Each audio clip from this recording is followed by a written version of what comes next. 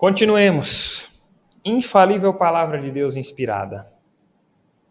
O que é a Bíblia ser infalível e inerrante? Isso significa que os textos da Sagrada Escritura, em seus autógrafos originais, eles são completamente precisos, verdadeiros e perfeitos em todos os sentidos. Nós cremos que quando a Bíblia diz que uma serpente falou no Éden, por exemplo, é aquilo que ela quer dizer. Quando a Bíblia fala que o mar se abriu, foi aquilo que aconteceu. Quando ela fala que Deus Filho veio a nós e se tornou homem para morrer pelo nosso pecado e nos salvar da ira de Deus, é exatamente isso que nós devemos crer. Consideramos também que a Bíblia ela usa alegorias, simbologias, mas ela deixa claro quando isso ocorre. Um exemplo são as parábolas. O livro do Apocalipse, por exemplo, é um livro muito simbológico e a gente precisa de mais cuidado para ler esse livro, né? Para a gente não se espantar com as descrições. Mas quando se fala de símbolo, não quer dizer que esteja errado. Nós precisamos de cuidado para interpretar. Por isso aí nós recorremos à história para poder entender algumas coisas que estão escritas ali. Outros servos de Deus se dedicam às letras originais, por exemplo, o hebraico, o grego, o aramaico, para que eles possam entender contexto histórico, descrição, enfim. Por isso nós não podemos desprezar as pessoas que buscam mais conhecimento do que outras. Não podemos desprezar. Claro, o bom conhecimento, porque existe também o conhecimento ruim que traz vaidade, que traz orgulho, que tira a humildade, isso é prejudicial também.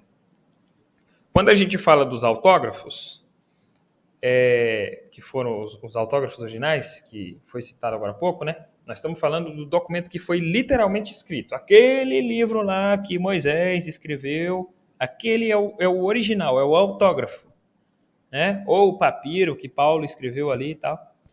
Como hoje a gente não tem, aí a gente diz que o que tem hoje são cópias e traduções que também são infalíveis, mas por proveniência. Lembra lá da circular 168 da congregação? É isso aí que a gente está falando. São os mesmos inspirados. Essa Bíblia aqui, João Ferreira de Almeida, que nós temos, não foi escrita por Paulo, por Moisés, por João, não. Mas elas foram fielmente reproduzidas e são infalíveis igualmente, por proveniência. Até a reprodução da Escritura, ela é confirmada por Deus, a tradução, e nós podemos confiar fielmente que ali são exatamente as palavras de Deus. Tudo que está escrito na Bíblia se cumpriu ou ainda vai se cumprir, sem que caia nenhum J e nenhum tio de tudo que foi registrado ali. Vamos ficar despreocupados quanto a isso, tá? E aí vem a pergunta também, qual autoridade confere infalibilidade à Bíblia? Já falamos, né? Mas, visto que nós estamos tratando do livro de Deus, apenas ele pode ser considerado como vara de medir o nosso comportamento. Existem muitos outros livros de diversas religiões que poderiam ser comparados com as Sagradas Escrituras, mas não passam de mitos, cujos escritos não possuem validade histórica e nem científica.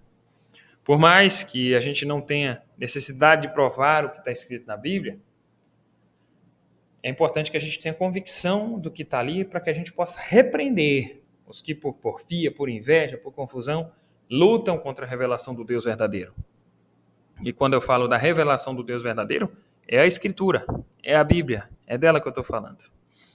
Os livros dos antigos gregos, por exemplo, citavam deuses de diversas personalidades.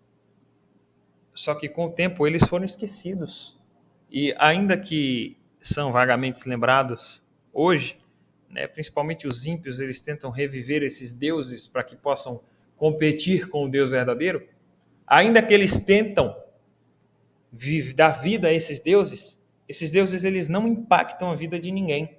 Lembramos lá de Dagon? Quando a Arca da Aliança foi para o templo de Dagon, os filisteus achando que eles estavam com a bola toda, no outro dia eles acordaram e Dagon, a estátua de Dagon estava prostrada. Deus ele não se submete a nenhum ídolo.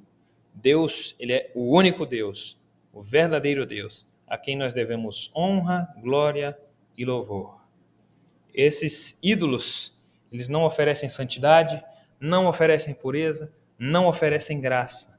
Eles são espúrios. Apenas a Bíblia possui a qualidade de salvação, de santidade, de pureza, de firmeza. O cristianismo é a única religião do mundo que cresce sem usar força, sem o poder da força. É a única religião que oferece perdão pelos méritos de uma pessoa que não sou eu. A Bíblia ela oferece perdão pelos méritos de Jesus, não pelos meus méritos, mas pelos méritos de Jesus. Nenhuma religião oferece isso.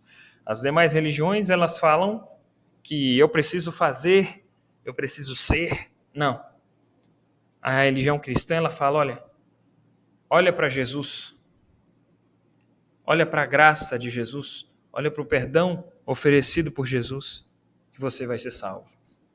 E nós olhando para esse perdão, nós queremos ser como Jesus. É diferente.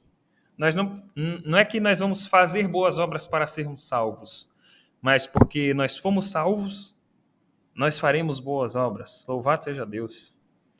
E por mais que a religião cristã ela seja perseguida até hoje pelos ambientes chamados progressistas, né? A palavra de Deus ela se mantém de pé pela autoridade que ela carrega e pela transformação que ela provoca. Cientistas, por exemplo, hoje em dia eles buscam provas do que está ali na Bíblia, eles debatem a Escritura e a Escritura sempre sai vencedora, ainda que alguns tentem combatê-la. O cumprimento de profecias, relatos históricos, antes mesmo de cientistas descobrir e validar, a Bíblia já narrava e era respeitada como verdade. Para cumprir o que diz nas Escrituras, né?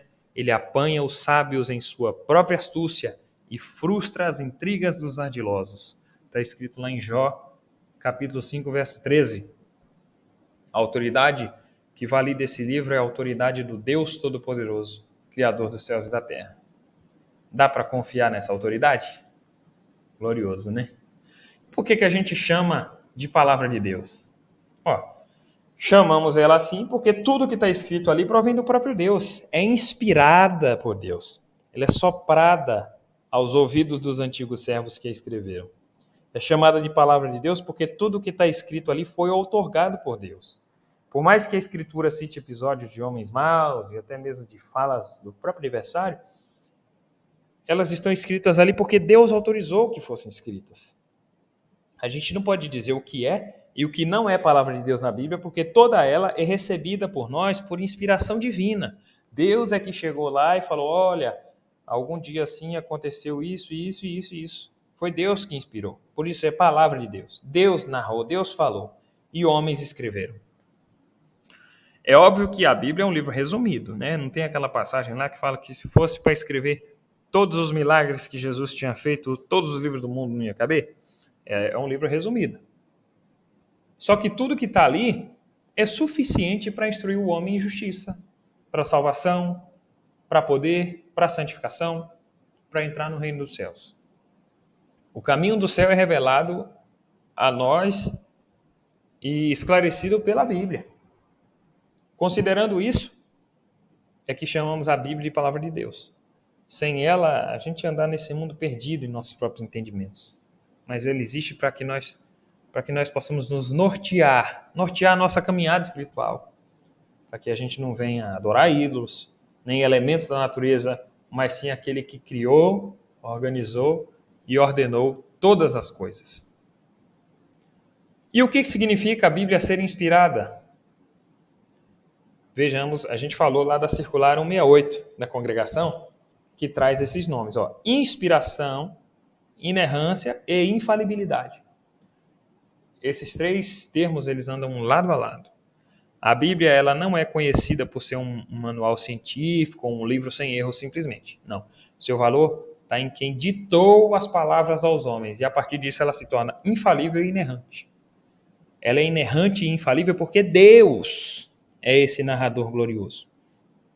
As únicas palavras que foram escritas mesmo por Deus, pelo dedo de Deus, foram os 10 mandamentos entregues a Moisés. Fora isso, Deus usou dos seus servos imperfeitos para registrarem suas palavras, de Moisés até o apóstolo João, repito. Como um narrador paciente, ele entra no tempo da humanidade para que seus filhos pudessem participar com ele do plano de salvação. Você vê, Deus ele poderia dar um livro pronto ali, não. Deus vai usar seus servos para escreverem. Né? Moisés viveu 120 anos e a Bíblia já ultrapassou 3.000 anos, está viva até hoje. Como se diz, tem um ditado, né? Ela é mais atual do que o noticiário que vai sair amanhã. Isso é forte. O trabalho de Deus, através de Moisés e dos demais servos há milênios atrás, ele continua surtindo efeito igual, irmãos. Remindo, limpando e salvando.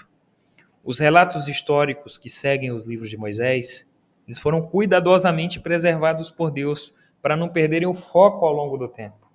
As profecias foram divinamente inspiradas para trazer esperança e provocar juízo também, além de ensinar, né? Claro. Algumas já foram cumpridas, outras nós vamos viver, estamos vivendo, e outras que vão se cumprir depois da gente partir.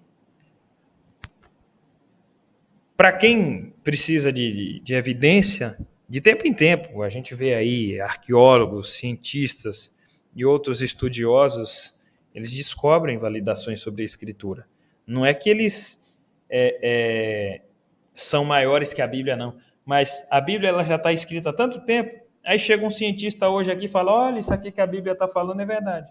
Por exemplo, até o ano de 1806, a existência do rei Nabucodonosor era questionada. O pessoal não tinha muita certeza que ele existia, não. Aí um explorador chamado Claudius James Rich encontrou um local que eram as ruínas da antiga Babilônia. Esse é o poder da Bíblia. Ela está certa quando os homens ainda buscam confirmações, validações, provas. Ela já está certa. Por isso é importante que a gente creia antes de entender. E crendo, nós vamos entender pelo poder do Espírito Santo. A Bíblia ela é infalível e inerrante porque ela é inspirada. E se não fosse inspirada, ela só seria mais um livro. Mas por ser inspirada por Deus, ele é o livro da nossa salvação. É o livro que nos mostra o caminho, a verdade e a vida, que é Jesus, o nosso Senhor.